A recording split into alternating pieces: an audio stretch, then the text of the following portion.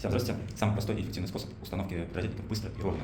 Для этого нужно оставить только вот такие вот меточки. То есть оставляем метки, мы уже когда перед разметками делаем лазерным уровнем, там уровнем отмечаем, все оставляем такие вот метки, то есть вертикаль и горизонт. И все, и тогда, когда мы уже подготовим, да, все, мы просто туда накидываем раствор, прогрунтуем, уберем, накидываем туда потом раствор, и вот так вот устанавливаем подрозетник. И уже здесь вот уже есть ориентир, то есть по вот этим вот ориентирам мы ставим подрозетник ровно и легко как бы. То есть не нужно никакие дополнительные лазерные уровни устанавливать быстро.